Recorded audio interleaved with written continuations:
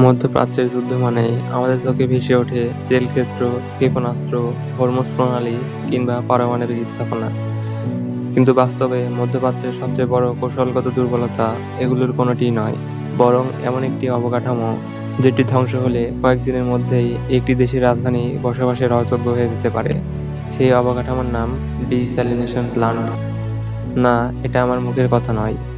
২০১০ সালে উইকিলিক্স যুক্তরাষ্ট্রের কিছু গোপন নথি ফাঁস করে, যাতে বলা হয় জুবাইল ডিস্যালিনেশন প্ল্যান্ট রিয়াদের পানীয় জলের ৯০%-এরও বেশি সরবরাহ করে। জুবাইল ডিস্যালিনেশন প্ল্যান্ট এর পানি সরবরাহ পাইপলাইন অথবা এর সঙ্গে সংশ্লিষ্ট বৈদ্যুতিক অবকাঠামো গুরুতরভাবে ক্ষতিগ্রস্ত বা ধ্বংস হলে ১ সপ্তাহের মধ্যেই সৌদি আরবের রাজধানী রিয়াদ শহর খালি করতে হতে পারে। জুবাইল ডিস্যালিনেশন প্ল্যান্ট ছাড়া বর্তমান সৌদি সরকারের কাঠামো কার্যত টিকে থাকা অসম্ভব। এছাড়াও ১৯৮৩ সালে মার্কিন গোয়েন্দা সংস্থা একটি গোপন প্রতিবেদনে সতর্ক করে বলে, বেশিরভাগ আরব দেশে ডিস্যালিনেশন স্থাপনাগুলোর কার্যক্রম ব্যাহত হলে তা অন্য যেকোনো ইন্ডাস্ট্রির ক্ষতির তুলনায় আরও গুরুতর পরিণতি ডেকে আনতে পারে। কিন্তু একটা পানি পরিশোধন প্ল্যান্ট ধ্বংস হলে পুরো একটি রাজধানী শহর খালি করার মতো পরিস্থিতি কেন তৈরি হবে? কেনই বা ডিস্যালিনেশন প্ল্যান্ট ছাড়া সৌদি সরকারের টিকে থাকা অসম্ভব? তেল আবিষ্কারের আগে মধ্যপ্রাচ্যের চেহারা ছিল সম্পূর্ণ ভিন্ন। দিগন্তজোড়া ধুধু মরুপ্রান্তর, জনবসতি ছিল খুবই বিরল, আর মিঠা পানি ছিল চরম সংকট।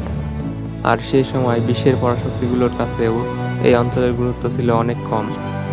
তবে ইরাক, সিরিয়া, ইরান, জর্ডান, ফিলিস্তিন ও মিশর এসব অঞ্চলের বড় অংশ শুষ্ক হলেও নদী, বৃষ্টিপাত আর ভূগর্ভস্থ পানির কারণে কিছু অঞ্চলে হাজার বছর ধরে টিকে ছিল কৃষি, জনপদ আর সভ্যতা। কিন্তু এখন জলবায়ু পরিবর্তন, অতিরিক্ত ভূগর্ভস্থ পানি উত্তোলন এবং দ্রুত জনসংখ্যা বৃদ্ধির কারণে সেসব অঞ্চলও এখন চরম শুকনো পানির সংকটে ভুগছে। তাই এখন এক বাক্যে বলাই যায়, মধ্যপ্রাচ্য এখন চরম প্রাকৃতিক পানির উৎস সংকটে ভুগছে। বর্তমানে পৃথিবীর ২০টি শুষ্ক দেশের মধ্যে ১২টি মধ্যপ্রাচ্যে অবস্থিত। মধ্যপ্রাচ্যে প্রথম তেল আবিষ্কার হয়েছিল ইরানে ১৯০৮ সালে। তারপরে ইরাক, বাহরাইন, কুয়েত, সৌদি আরব, আরব আমিরাত এবং ওমানে বিশাল তেলের মজুদ আবিষ্কৃত হয়, যা মধ্যপ্রাচ্যের গুরুত্ব তৎকালীন বিশ্বের পরাশক্তিদের চোখে রাতারাতি বাড়িয়ে তোলে। বিশাল তেলের ভান্ডার আবিষ্কারের পর মধ্যপ্রাচ্যের চিত্র দ্রুত বদলাতে শুরু করে। তেলকে ঘিরে গড়ে ওঠে অসংখ্য শিল্প কারখানা, আরব বিশ্বে প্রবাহিত হতে থাকে বিপুল পরিমাণে অর্থ। মরুর বুকে গড়ে ওঠে আধুনিক শহর, শতাব্দীর পর শতাব্দী যাযাবর জীবনযাপন করা মানুষগুলো স্থায়ীভাবে শহরে বসবাস শুরু করে। কাজের সন্ধানে এশিয়া ও বিশ্বের বিভিন্ন প্রান্ত থেকে লাখ লাখ মানুষ মধ্যপ্রাচ্যে পাড়ি জমায়। অল্প কয়েক দশকের মধ্যেই জনসংখ্যা, অর্থনীতি ও নগরায়নে ঘটে অভূতপূর্ব পরিবর্তন। সবকিছু পরিবর্তন হলেও একটি জিনিস অপরিবর্তিত থেকে যায়, সেটা হলো পর্যাপ্ত প্রাকৃতিক সুপেয় পানির উৎস। এই বিশাল জনসংখ্যার পানির চাহিদা মেটানোর জন্য আরব বিশ্ব ডিস্যালিনেশন প্ল্যান্ট নির্মাণ করে, অর্থাৎ যেখানে সমুদ্রের নোনা পানি খাবার পানিতে পরিণত করা হয়। অবশ্য এই প্রযুক্তি মোটেও সস্তা নয়, তবে তেল রপ্তানি থেকে যতদিন বিপুল পরিমাণে আয় হচ্ছে, ততদিন এই খরচ আরব বিশ্বের জন্য বড় কোনো সমস্যা নয়। এই ডিস্যালিনেশন প্ল্যান্টের উপরেই ভিত্তি করে পৃথিবীর অন্যতম শুষ্ক অঞ্চলে গড়ে উঠেছে অত্যাধুনিক শহর। কিন্তু এখানে রয়েছে সবচেয়ে বড় বিপরীত বাস্তবতা।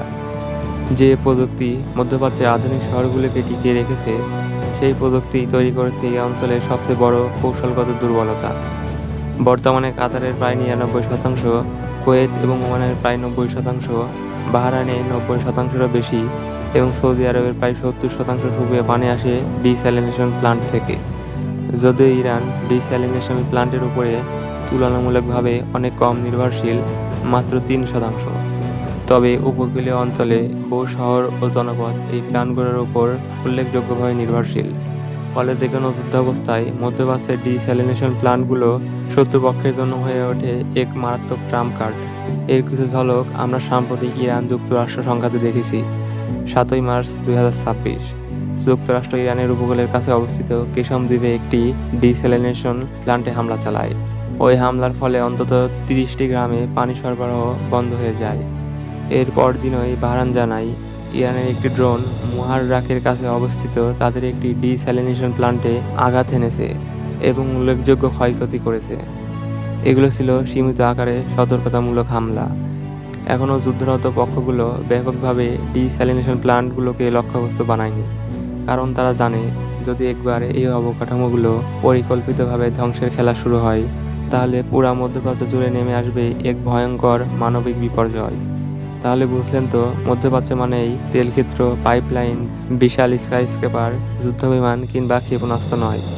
এগুলোর অন্তরালে আরেকটি মূল্যবান বস্তু ও দুর্বলতা আছে, তা হলো পানি এবং ডিস্যালিনেশন প্ল্যান্ট।